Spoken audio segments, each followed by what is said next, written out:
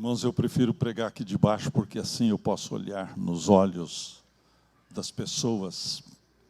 Eu fui professor de teologia sistemática durante 38 anos. E os meus alunos chegavam para o curso 7 horas da manhã. E alguns, coitados, dormiam. E eu gostava quando um aluno meu dormia, porque eu achava que um aluno que dormia na minha turma, na minha classe, é que confiava em mim, né?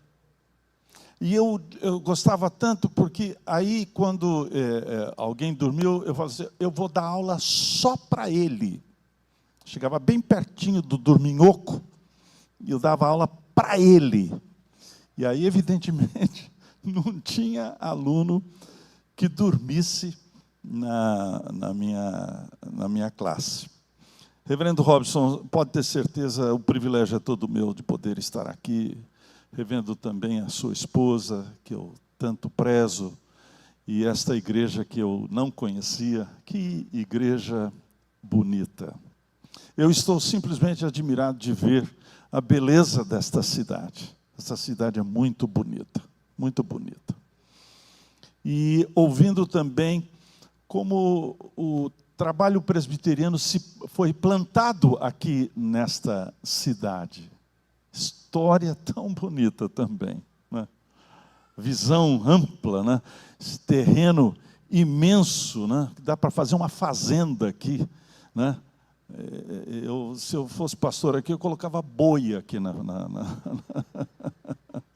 Que terreno, que privilégio. E aqui, evidentemente, tanta coisa que pode ser realizada, e este templo tão bonito, tão aconchegante e elegante, que foi erigido para a honra e para a glória do nome do nosso Deus. Fico feliz de ver os meus colegas pastores participando aqui deste momento do aniversário, Nelson, a Ana também, muito amados desde longa data, e aqui estarmos juntos. E o meu ministério é esse agora. Fui pastor durante 41 anos na primeira igreja presbiteriana de Belo Horizonte, praticamente a minha única igreja. Cheguei lá ainda jovem, tinha cabelo preto naquela época, na verdade eu tinha cabelo naquela época, né? E saí de lá depois de 4 décadas de atividades. A igreja presbiteriana cresceu de uma forma impressionante ali na capital de Minas Gerais. Quando eu cheguei em Belo Horizonte, nós éramos 13 igrejas presbiterianas. Hoje, nós somos 222 igrejas ali na Grande Belo Horizonte. O trabalho presbiteriano cresceu bastante. E tive o privilégio de participar de grandes responsabilidades na vida da Igreja Presbiteriana do Brasil, e durante 12 anos fui secretário executivo do Supremo Concílio de nossa denominação, viajando pelo Brasil e pelo mundo afora, representando a nossa igreja tão amada. Irmãos queridos, não há absolutamente nada mais importante. Tem um mosquitinho me incomodando. Daqui a pouco eu vou ver se eu espanto ele de uma vez.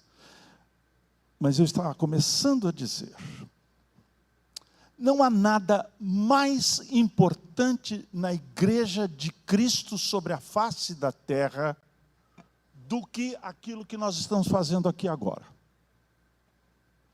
Evangelização é importante, mas não é tão importante. Preste bem atenção, para vocês não acharem que eu estou falando uma bobagem, uma heresia. Evangelização existe porque culto ainda não existe.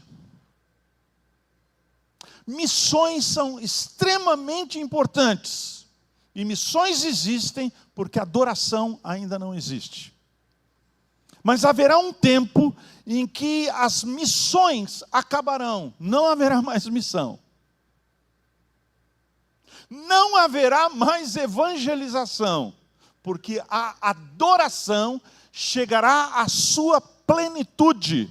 E Deus, então, reunindo no seu poder aqueles que foram eleitos antes da fundação do mundo, quando todos eles, quando todos nós formos reunidos, então será ouvida a voz do arcanjo, ressoada a trombeta de Deus. Os mortos em Cristo ressuscitarão primeiro, e nós, os que estivermos vivos, não precederemos aos ressuscitados.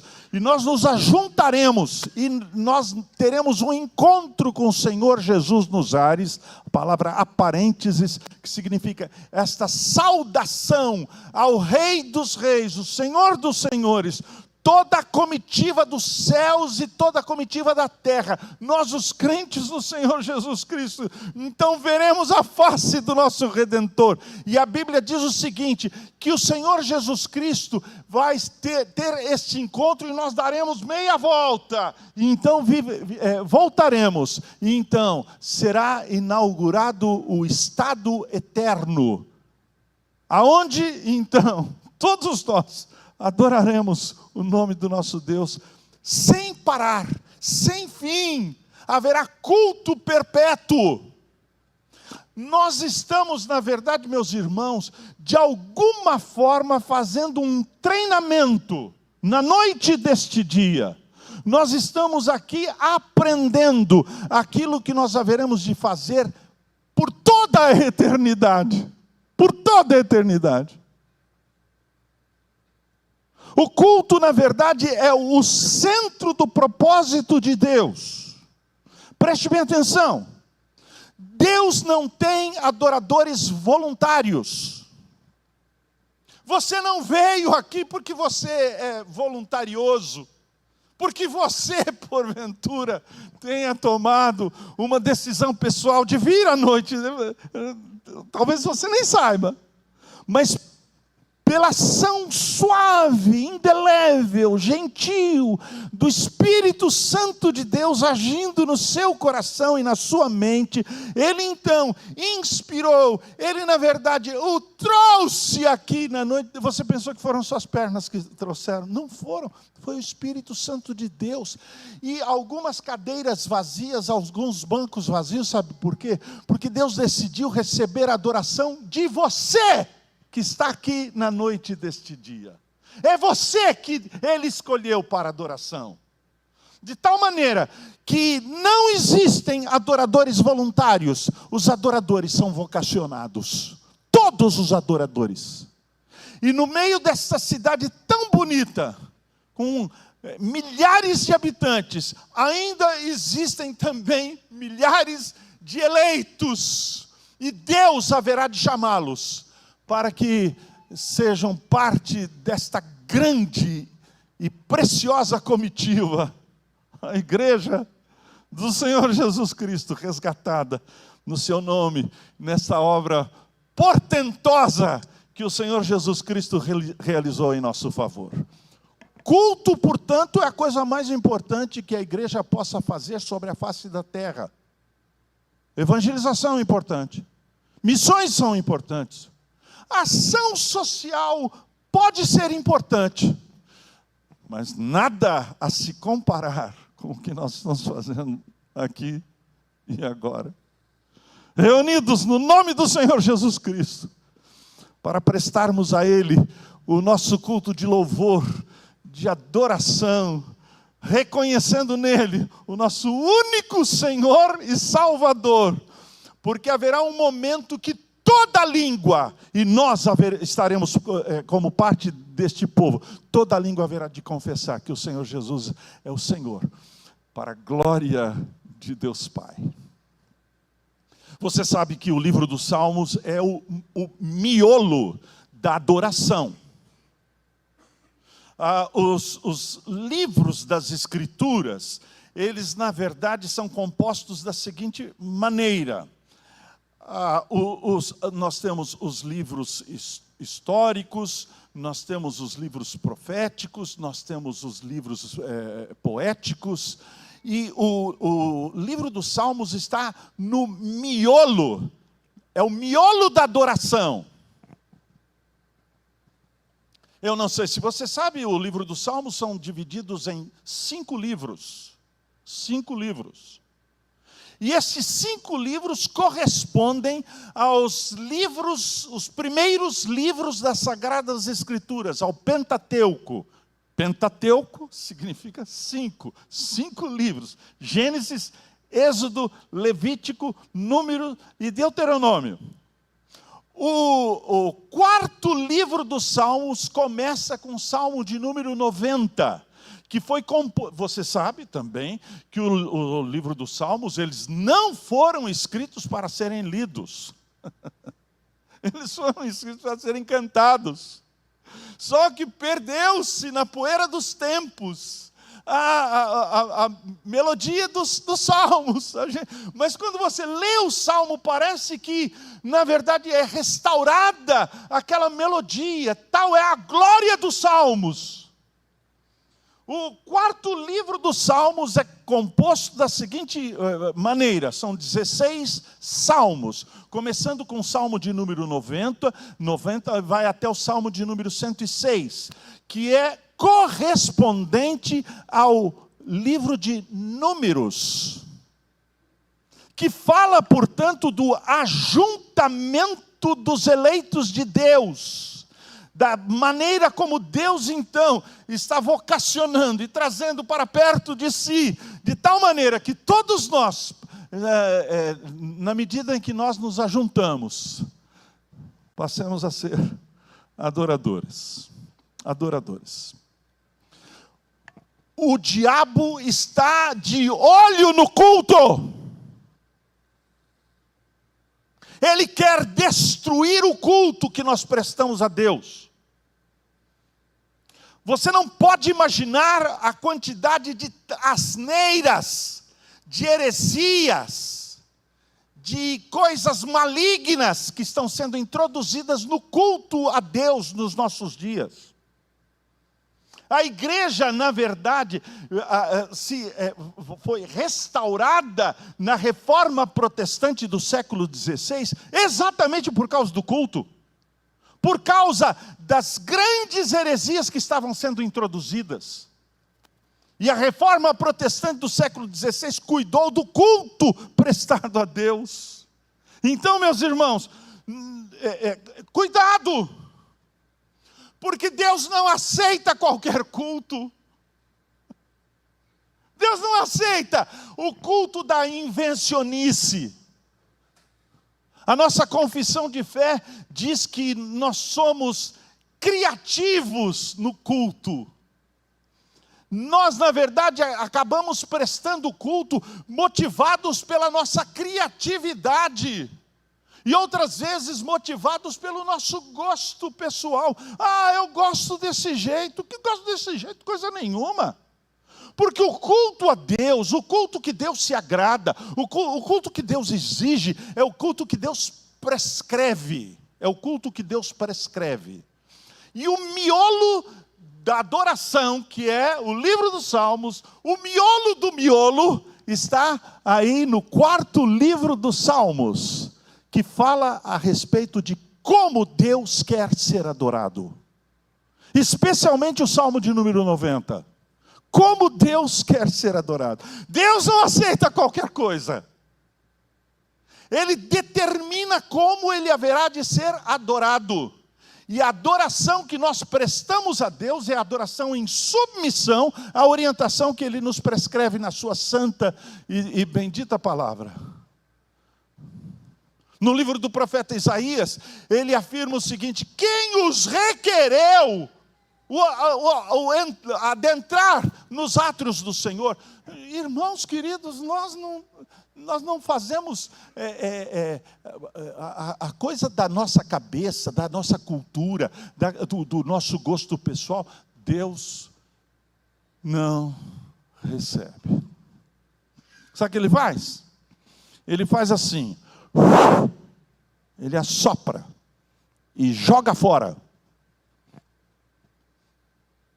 É algo que afronta a Deus, o culto prestado de acordo com a nossa criatividade.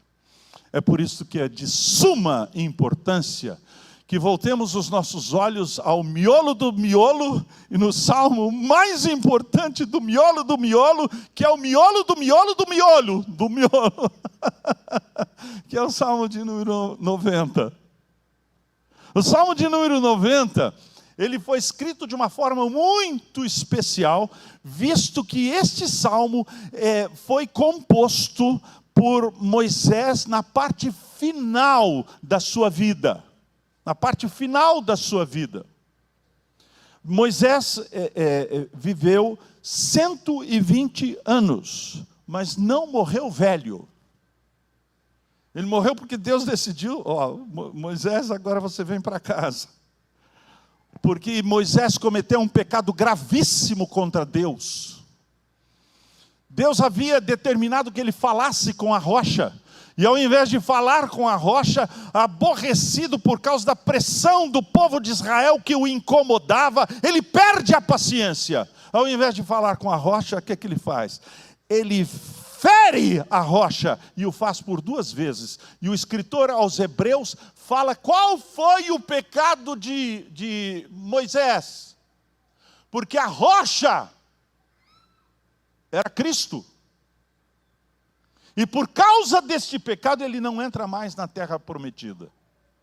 Ele sobe a um alto monte e olha a cidade mais antiga da civilização humana. Eu estive lá.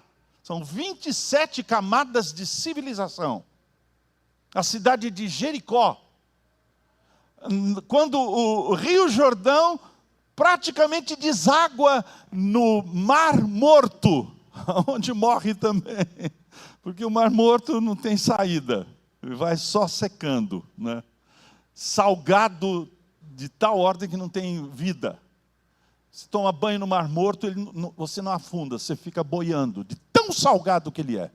E ali então, Moisés sobe a um alto monte, Deus o conduz a um alto monte, e de lá ele enxerga a cidade de Jericó. E ele pede a Deus, Deus, deixe-me entrar. E Deus disse, não entrarás, acabou. A sua jornada sobre a terra acabou. Provavelmente dias, talvez até horas depois, ele é chamado à presença de Deus.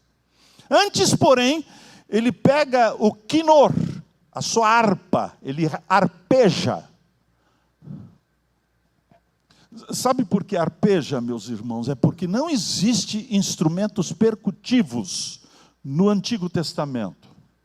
Os instrumentos do Antigo Testamento não são batidos. Você diz assim, mas tem o símbolo sonoro e o símbolo retumbante que eram batidos, mas eles não eram batidos com ritmo. Eles eram batidos, o símbolo sonoro era batido da seguinte forma: bom. Para avisar que o culto ia começar. Era um bongo. Para avisar que o culto ia começar. Não existia nenhum instrumento percutivo do Antigo Testamento. Existiam os símbolos retumbantes, que eram pequenos sininhos, pequenos pratos, que os sacerdotes punham por entre os dedos e faziam assim. Pim! Claro, os mais velhos aqui, vocês jovens não viram isso, né? A Bíblia, você falou que não viu, porque não viu mesmo, né? As Bíblias que tem o selá. Você viu, conhece alguma Bíblia que tem selá no livro dos Salmos? Viu? Não viu? Você é jovem demais, jovem demais. Velho que nem eu, nós tínhamos as nossas Bíblias com selá. Selá era a pausa. E quando batia o sininho, entre as estrofes, pausava. Para que pausar? Para refletir, para pensar.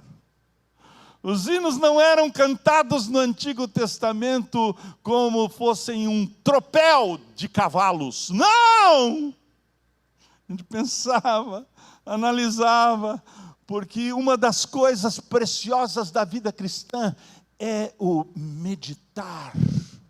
É feliz, é bem-aventurado aquele que medita lê meditando.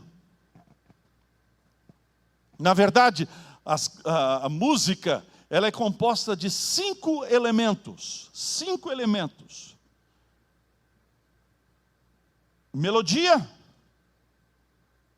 harmonia, pausas, letra e ritmo. Na verdade, não existe música sem ritmo. Até o canto-chão tem ritmo, né? Quando os padres cantam assim.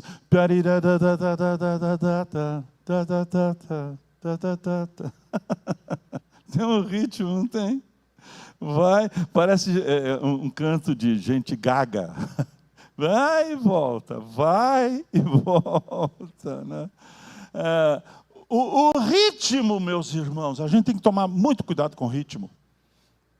É por isso que não existiam instrumentos de pele, instrumentos de percussão no Antigo Testamento, muito menos no Novo Testamento, porque no Novo Testamento só tem um instrumento, que é apresentado no livro dos Salmos, harpa, arpejada. Porque o ritmo atinge o quê? O nosso corpo. É por isso que as igrejas hoje estão cheias de bailarina. A turma rebolando na igreja por causa do ritmo. Cuidado com o ritmo. Cuidado com o ritmo. Perigoso. Tem que tomar muito cuidado. Melodia. Melodia atinge o quê?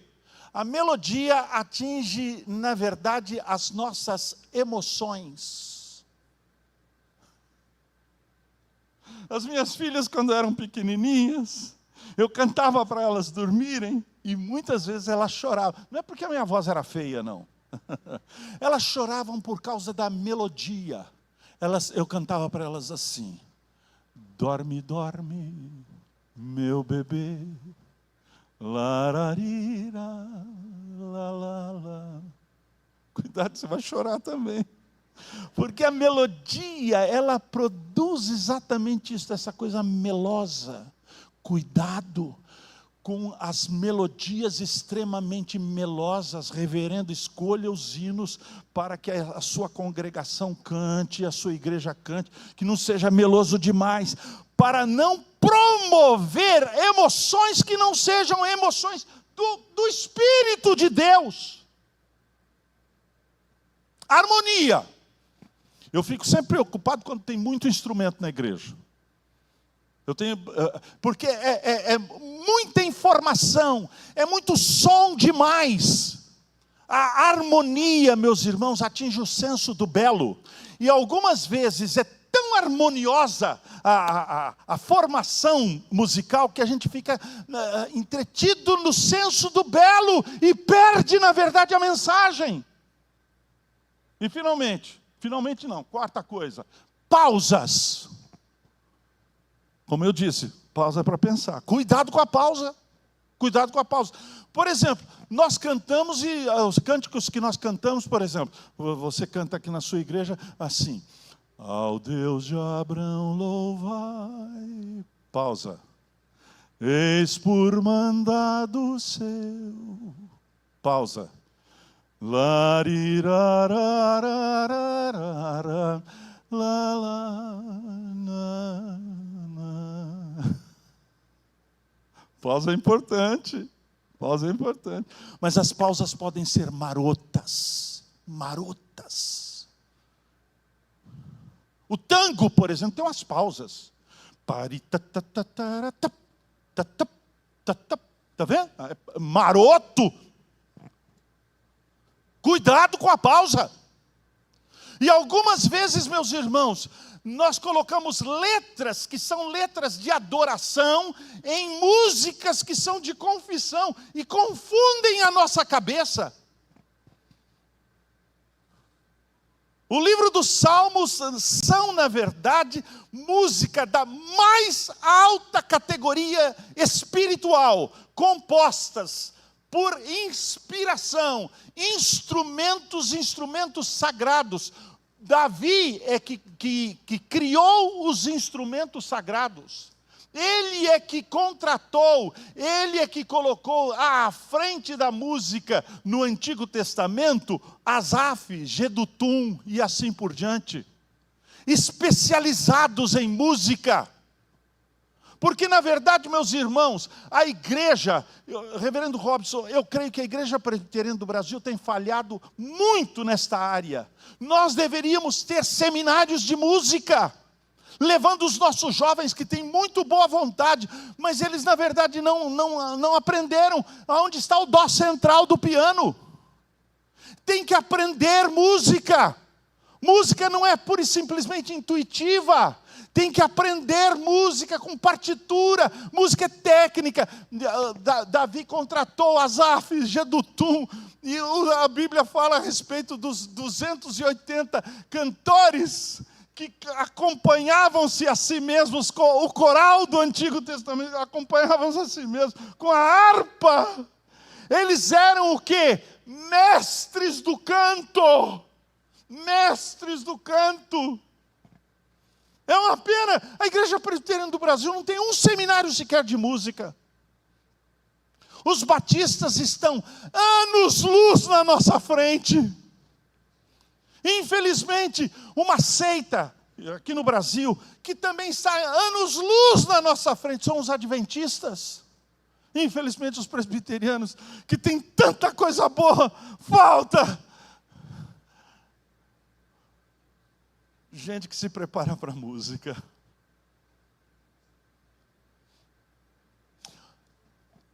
Quando Moisés, que era um musicista, ele compôs um único salmo para o livro dos Salmos, mas ele compôs provavelmente 3 outros salmos que estão no livro de Deuteronômio. E para o ajuntamento solene, o ajuntamento do povo de Deus, para a adoração, os cânticos são extremamente importantes. Então, Deus disse para Moisés: Moisés, você não vai entrar na terra prometida. Aí ele pega o quinor, que era a harpa de 3 cordas, e ele dedilha a harpa. Ele não bate. Não tem nada batido no Antigo Testamento. É dedilhado. Né? É mais ou menos uma espécie de violão. Mas só que não é violão batido. É violão dedilhado. A meninada que toca violão tem que aprender a tocar violão dedilhado. Ó, bonito. Arpejado. Porque a harpa é o único instrumento mencionado no Novo Testamento, no livro do Apocalipse. O único instrumento que sustenta o mais importante de todos os instrumentos, a voz humana.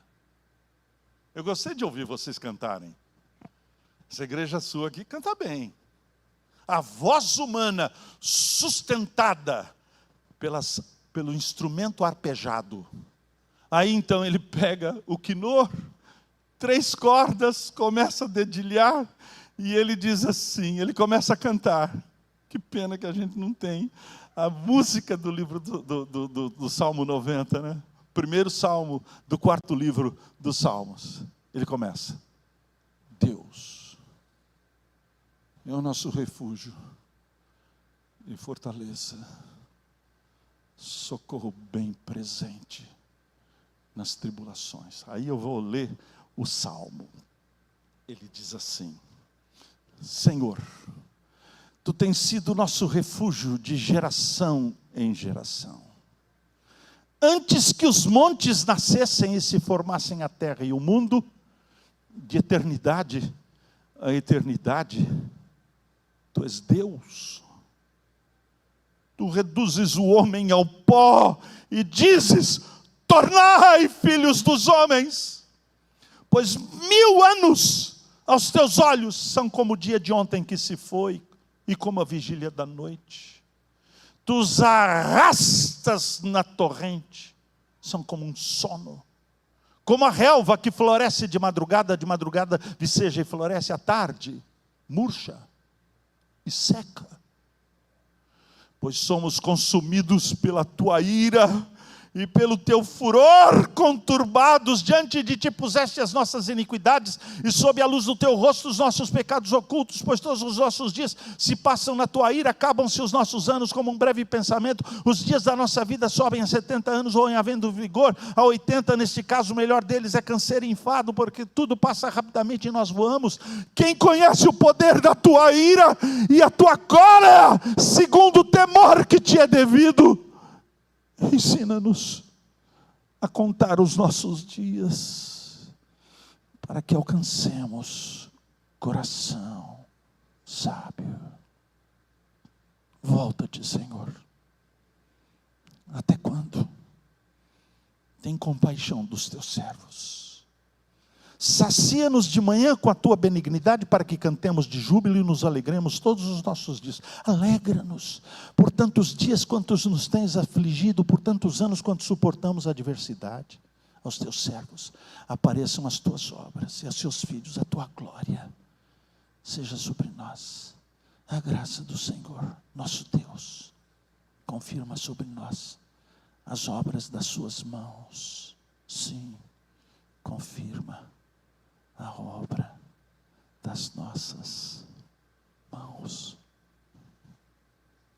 Lindo, não é não?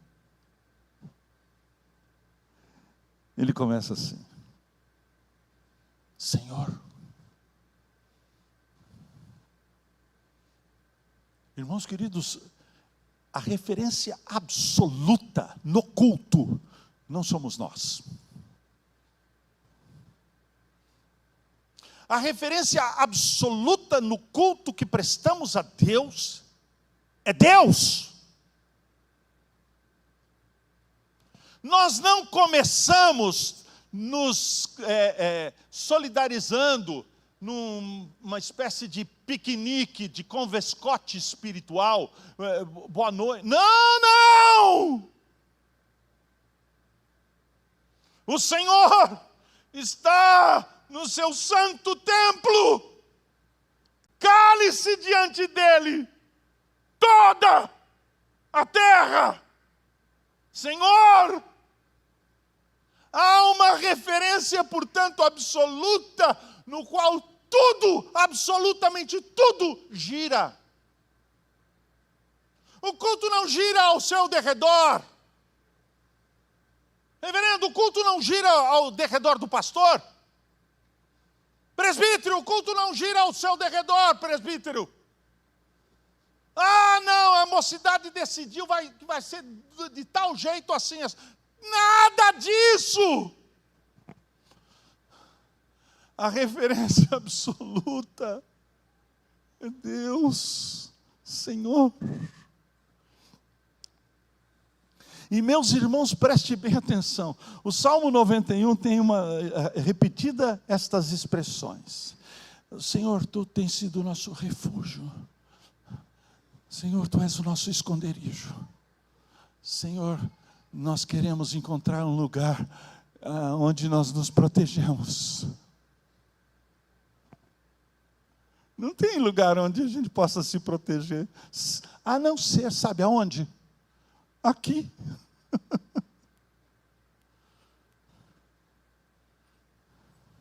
A coisa mais idiota do mundo é tentar fugir de Deus, não é não?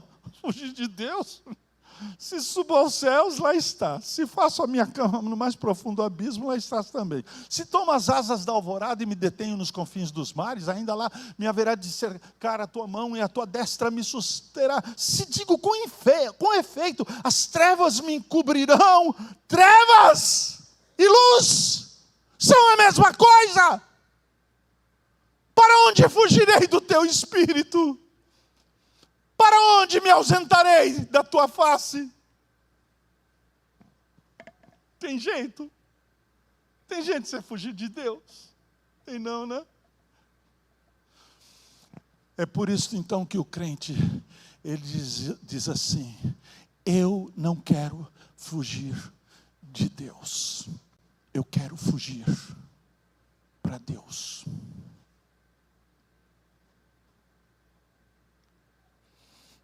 Senhor, Tu és o nosso esconderijo. Sabe por que você veio aqui hoje à noite? Para se esconder? Não foi.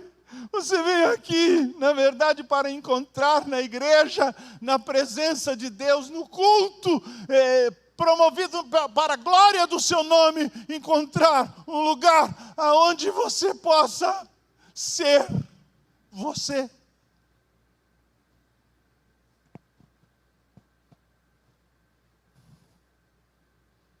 Um colega nosso, pastor, fez a oração da confissão. Nem sei qual foi o colega nosso, foi você. Tadinho. A oração da confissão. Senhor, olha quem somos nós.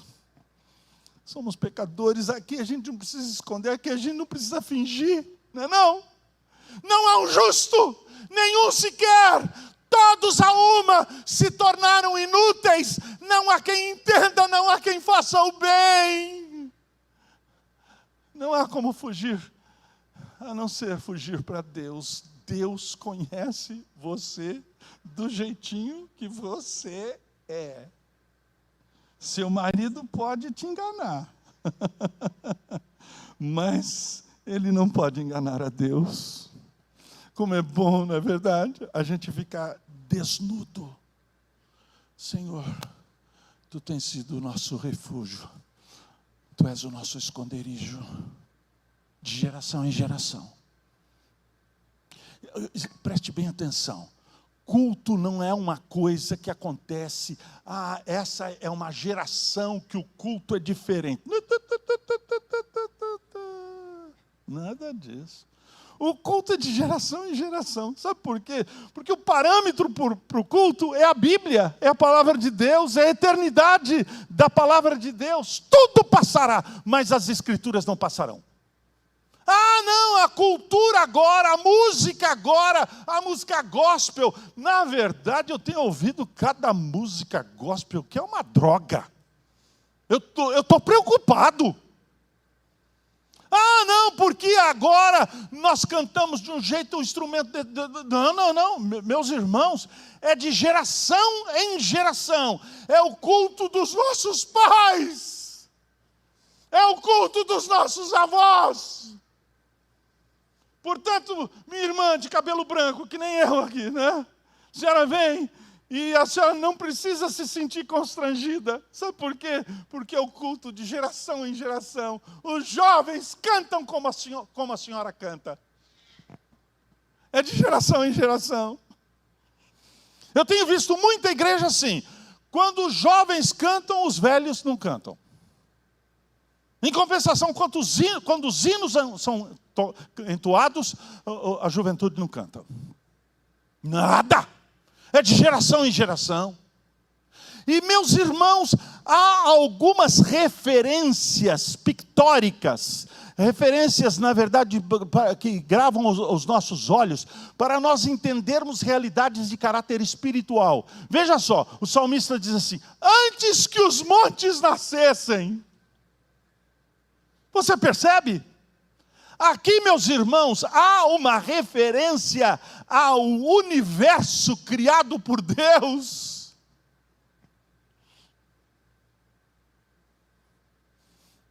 Você pega, por exemplo, o sistema solar. E se por acaso você consegue descobrir um foguete que voe a 300 mil quilômetros por segundo, a velocidade da luz, e então você pega esse foguete e toma esse foguete para atravessar o sistema solar para encontrar a estrela mais próxima. Você sabe o nome da estrela mais próxima depois do sistema solar? Se não sabe, eu vou ensinar para você. Você vai ficar assim, boca aberta em saber o nome dessa estrela. A estrela mais próxima do sistema solar, ela se chama Próxima. Fácil, não é não? Sabe quanto tempo, se você viajasse a velocidade da luz, 300 mil quilômetros por segundo, quanto tempo você demoraria para chegar à estrela mais próxima? 4 anos e 8 meses. E ainda nós estamos dentro da nossa galáxia, que é imensa, não é não? É a Via do Leite, a Via Láctea, que é uma galáxia comparada com outras galáxias, especialmente a galáxia vizinha, a nossa galáxia, que é a galáxia de Andrômeda. A nossa galáxia é bem menor do que a galáxia de Andrômeda. E você sabe, bilhões de sóis, de estrelas, de luas dentro da nossa galáxia. Bilhões e bilhões mais na galáxia de Andrômeda. E você sabe, existem bilhões de galáxias.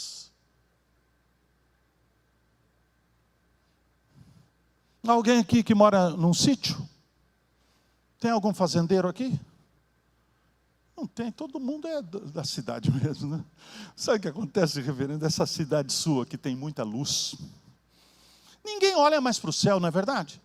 Eu, quando era menino, de vez em quando, papai me levava para um sítio, uma fazenda, onde eu nasci, né? Para olhar para o céu salpicado de estrelas. Você está balançando a cabeça, não é maravilhoso? Não é maravilhoso? Coisa linda. Os céus manifestam a glória de Deus. O firmamento anuncia as obras de suas mãos. Deus é maior. Ainda que o universo seja imensurável, Deus é maior. Portanto, meus irmãos, preste bem atenção. Você não está adorando um Deus que é como que um pé de coelho que você põe dentro do seu bolso. Você não pode controlar a Deus.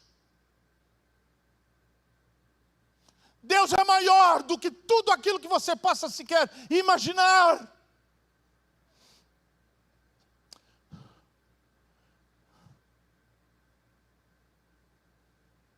Imensidão de Deus. Aí ele diz assim: de eternidade a eternidade, tu és Deus. Você está percebendo? Quando você fala a respeito de eternidade, está falando de tudo, não é não? É o tempo completo, não é nem tempo, é eternidade, não é não?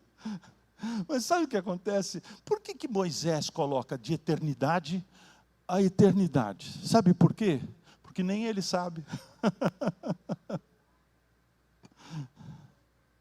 Deus é maior do que o espaço. Deus é maior do que o tempo. De eternidade a eternidade, tu és Deus.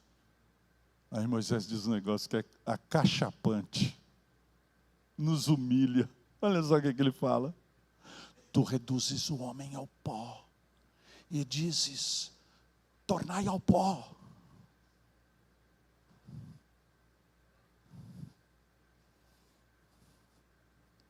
Mas não é verdade, não é verdade. Hoje nós somos assim, ó. Esse rapaz bonito que nem eu, assim, né? Sabe o que vai virar? Pó! Vai virar pó. É questão de tempo. O salmista lá para frente, ele diz assim, ó, a nossa vida sobe a 70 anos. Esses dias atrás, sabe quantos anos eu fiz? 72. Alguém olhou para mim e falou assim, reverendo, quantos anos o senhor tem? Aí eu falei assim, eu tenho 72 anos. A pessoa olhou bem no fundo dos meus olhos e disse, reverendo, não parece, parece muito mais.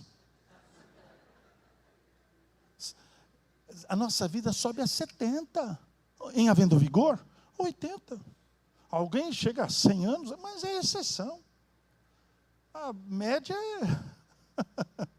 Não. Sabe como nós vamos ser tirados da face da terra?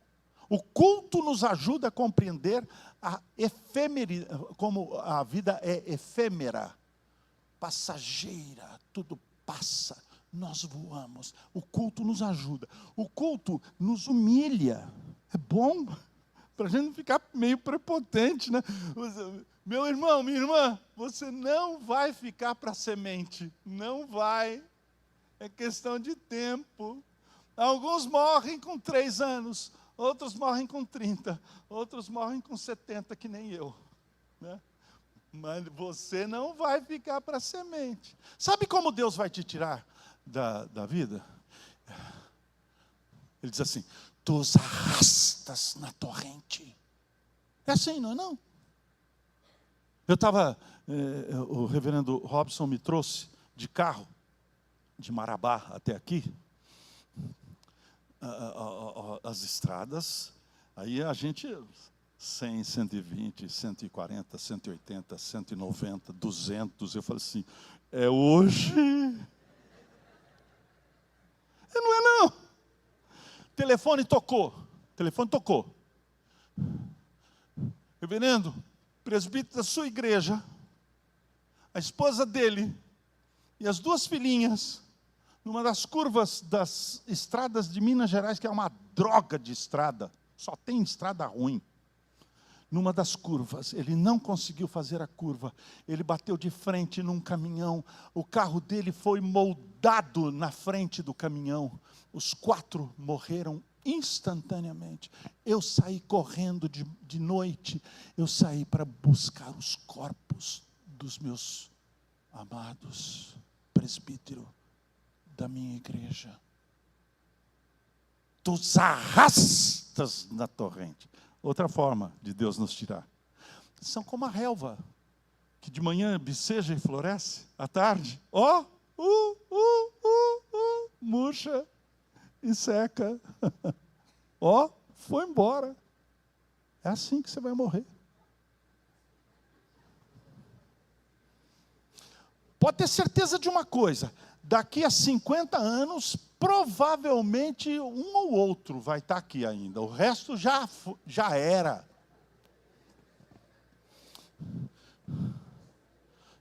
A quantidade de gente que vai morrer nesta igreja, daqui a 50, 60, 80, fica calma, não vai ser agora não. Mas a quantidade de gente que vai morrer nessa igreja, não tem cemitério aqui nessa cidade que vai dar conta. É assim. E de repente, o momento mais terrível dos Salmos, ele fala a respeito da ira de Deus.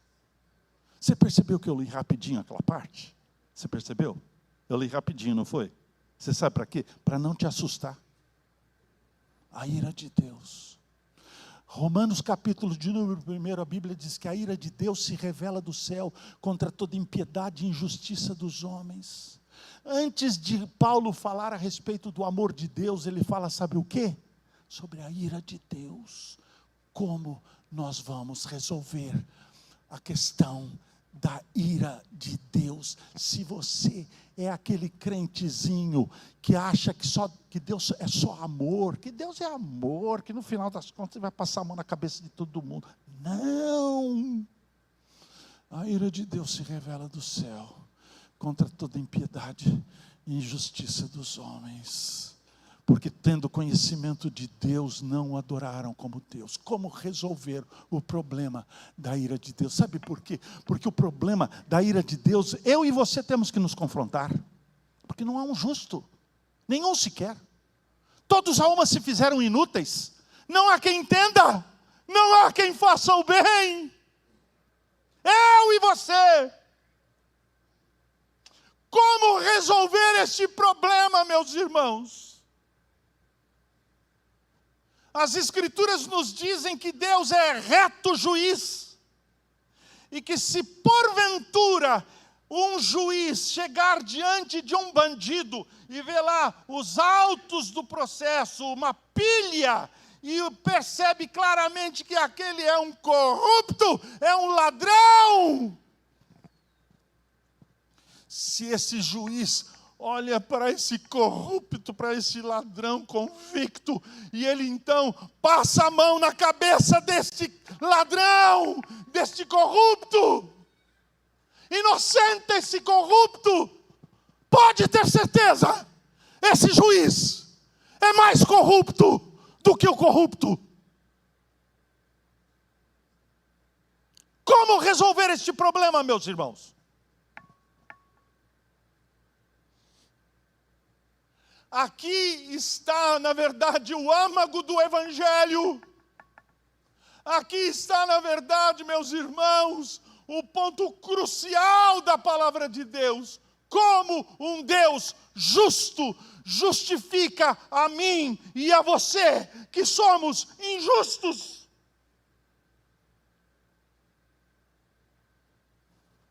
Você pensa que Deus é o Papai Noel do cosmos? Não é! Deus é justo e Ele está sentado sobre um alto e sublime trono. Ele é um justo juiz. Como resolver este problema? As Escrituras nos dizem, o livro do profeta Isaías nos diz, que o castigo que nos traz a paz foi colocado sobre ele, e pelas suas pisaduras nós fomos sarados. Nós andávamos desgarrados como ovelhas, mas o Senhor fez cair sobre ele as iniquidades de todos nós. Não há salvação em nenhum outro nome, a não ser no nome de Jesus. Reverendo, é verdade, ninguém aqui nessa igreja vai ser salvo porque é presbiteriano. Vou ser salvo porque eu fui o primeiro aqui, há 58 anos atrás eu estava aqui, que salva coisa nenhuma. Nossa salvação está firmada única e exclusivamente na obra de um outro alguém contada em nosso lugar. Preste bem atenção. Deus não fará você, reverendo, Deus não fará você justo. Aqui está uma grande confusão dos crentes das nossas igrejas, e você sabe muito bem disso, não é, reverendo? Porque Deus não fará ninguém justo, Deus declarará os justos. Ele não infundirá a justiça. Não há justiça dentro de você. Nem como crente, não há justiça dentro de você. A justiça sua está fora de você. É a justiça perfeita de Jesus, declarada em seu lugar. Não a nós, Senhor, não a nós, mas ao teu nome da glória. Meus irmãos, culto é isto, irmãos queridos, nós estamos diante do juiz, do reto juiz, e o reto juiz nos diz que a justiça é a justiça de Jesus, fora de nós, a justiça perfeita de Jesus, contada, não infundida, imputada a nós. Essa é a doutrina mais preciosa da Bíblia. Esse é o Evangelho, não é, reverendo? Esse é o Evangelho. É por isso que os seus membros são justificados pela fé, têm paz com Deus, mas ainda assim são pecadores. Não é verdade? Só se na sua igreja não tiver pecador. Que risadinha, ó, você é o principal. Você viu que coisa impressionante? Não é a sua justiça, mas é a justiça de um outro alguém, imputada, não infundida, imputada em seu favor.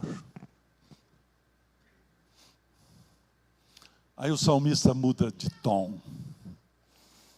É música, aqui tem um tom diferente. Um tom diferente. Aí ele diz assim: volta-te, Senhor. Até quando? Tem compaixão dos teus servos. Senhor, não me trata de acordo com aquilo que eu mereço. Não trata não. Não trata de acordo com o que eu mereço. Me trata de acordo com a tua compaixão. Eu quero compaixão. Você sabe, tem umas orações na igreja que são horríveis, né? Tem cada oração que fala baixo. Fala baixo. Um dia desse eu estava numa igreja e o pastor pediu, eu quero fulano de tal, faça uma oração para nós. E o sujeito começou a orar e no meio da oração ele diz assim, ó Deus, aquela voz sagrada, né? Ó Deus, seja justo comigo. Eu falei, pronto, ó Deus, não responde a oração desse cara, não, por favor, ó Deus. Porque se tu responderes a oração desta figura, o Senhor vai fazer assim, tchá!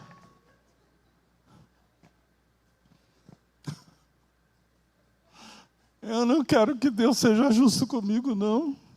Eu quero que Deus seja misericordioso. Porque a justiça de Deus caiu sobre um outro, alguém caiu sobre Jesus. Sobre Jesus. Aí vem, e aí eu termino. 3 coisas que acontecem. Olha só que interessante. A gente sai do culto e é assim que nós temos que sair do culto.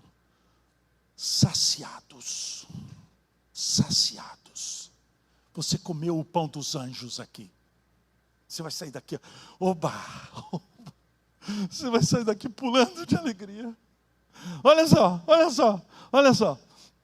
Olha só que o salmista pede. Sacia-nos de manhã com a tua benignidade para que cantemos de júbilo e nos alegremos todos os nossos dias. Em outras palavras, ó Deus, dá-me uma alegria. Eu vim aqui, jururu. Eu vim aqui tão abatido. Eu vim aqui tão triste. Não, mas eu não quero sair daqui desse jeito. Mata a minha fome de alegria. Sacia no Senhor. E essa alegria é saciada quando você percebe o seguinte: Jesus é o pão da vida. Jesus é a água viva que desceu do céu.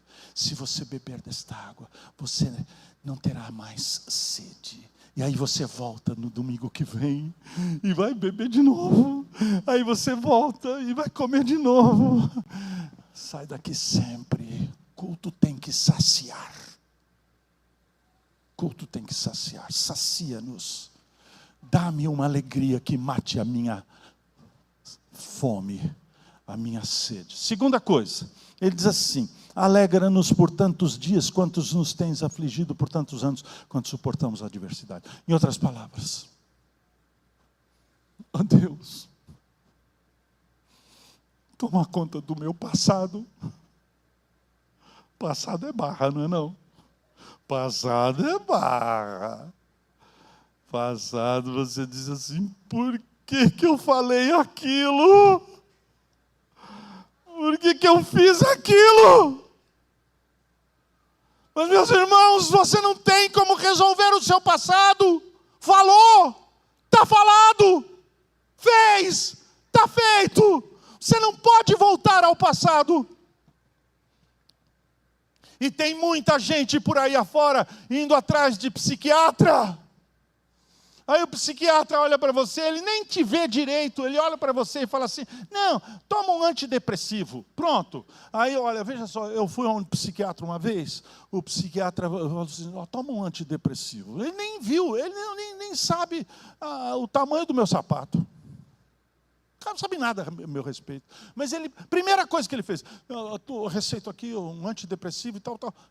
Aí eu fui na farmácia, e olha, preste bem atenção, antidepressivos são os remédios mais vendidos na farmácia hoje.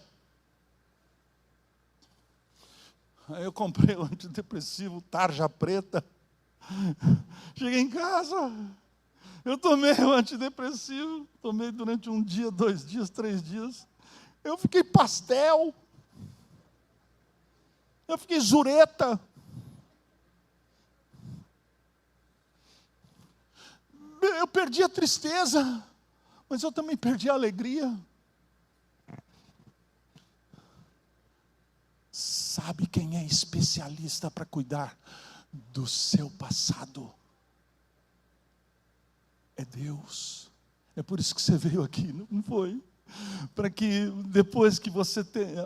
Não, gente, culto tem que ser levado a sério. Você não houve um momento de confissão hoje à noite? Houve. O seu pastor não falou assim: olha, se confessarmos os nossos pecados, Ele é fiel e justo para nos perdoar de todo pecado, nos purificar de toda injustiça. Vocês estão perdoados em nome de Jesus. Você sai daqui hoje à noite com aquela sensação: eu fui perdoada. Não é bom? É bom demais. Aí você vai dormir tranquilo essa noite, não vai? Sabe por quê? Sabe quem te perdoou? Não foi seu pastor. Quem te perdoou foi Deus. Porque Ele fez punir o seu pecado em Jesus, no Filho dEle.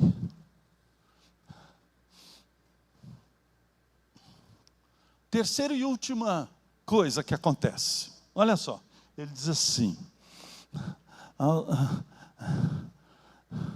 aos teus servos apareçam as tuas obras e aos seus filhos a tua glória. Seja sobre nós a graça do Senhor nosso Deus. Confirma sobre nós a obra das nossas mãos. Sim, confirma a obra das nossas mãos.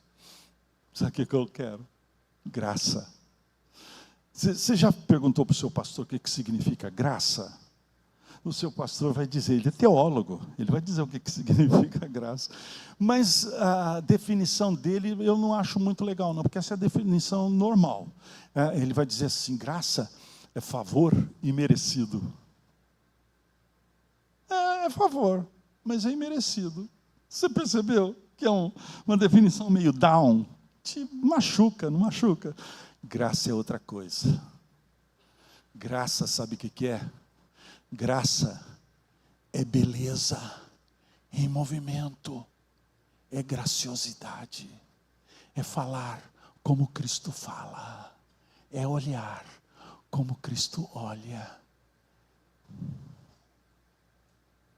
Dá-me graça, Senhor, dá-me graça, dá-me graça. Como é bom viver ao lado de pessoas que têm graça. Não é verdade? Pessoas que têm graça. Eu tenho alguns colegas que têm graça. Gente que tem graça, eu converso com eles, eu faço questão de ligar para eles. Eles moram longe de mim, né? Depois que eu mudei, moram longe de mim, eu ligo para eles: reverendo, ele conversa comigo 10 minutos e eu fico feliz da vida, porque ele tem graça, ele sabe falar, sabe falar. Gente que fala com graça, com beleza. Eu quero viver assim, eu quero olhar como Cristo olha, quero falar como Cristo fala. Eu estava dentro do táxi esses dias atrás, e eu conversando com o taxista, e o taxista me perguntou assim: moço, o senhor é crente? Eu falei: sou. Como é que você sabe? Ele disse: pelo jeito de você falar. Legal, não é não? Graça, graciosidade, beleza em movimento.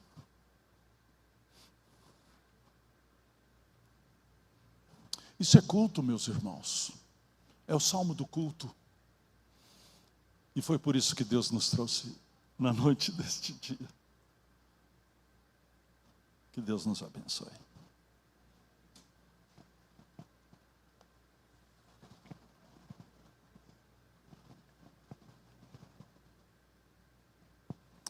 Amém. Queria novamente agradecer a todos que estão nos visitando nesta noite. Deus possa derramar da sua graça e bênção sobre sua vida. Amanhã, novamente, às 9 da manhã, o reverendo vai estar ministrando para nós aqui na Escola Bíblica Dominical.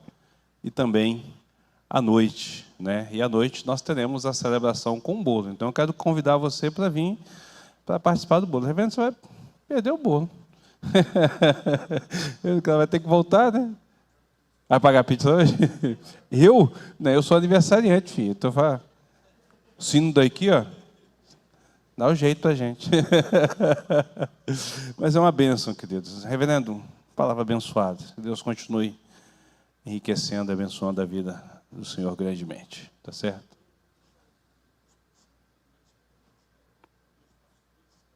Ok, o reverendo falou que vai deixar o livro à disposição, se alguém quiser. Os pastores amanhã vai estar de novo aqui exposto, né? E aí, vamos lá comprar o livrinho. É uma benção. Eu vou dar uma dica, viu?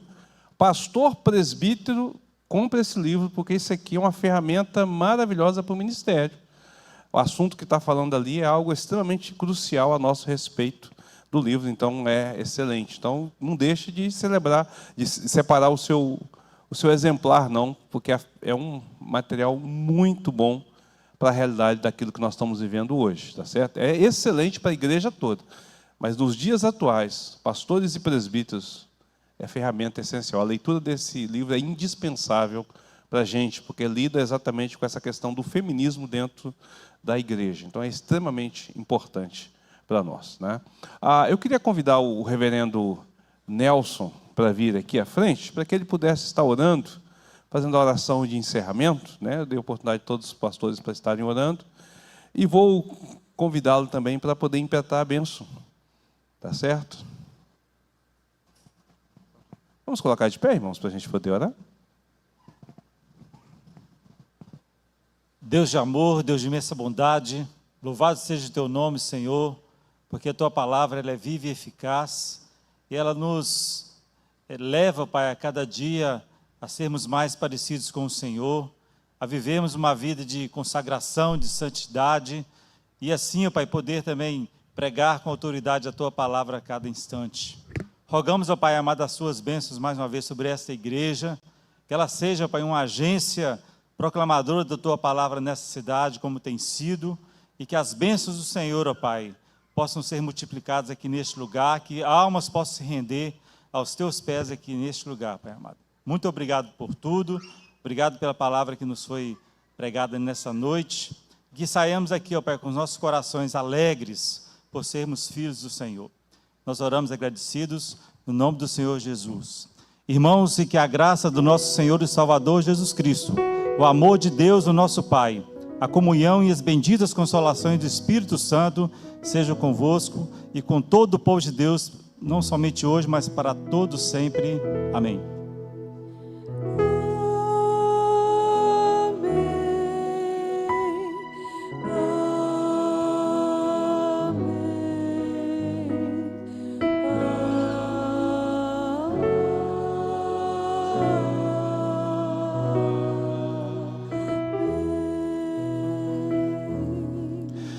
Deus abençoe a todos. Até amanhã, se Deus assim nos permitir, tá certo? Se vocês quiserem adquirir o livro, o reverendo está aqui para poder já estar autografando o seu livro. Deus abençoe.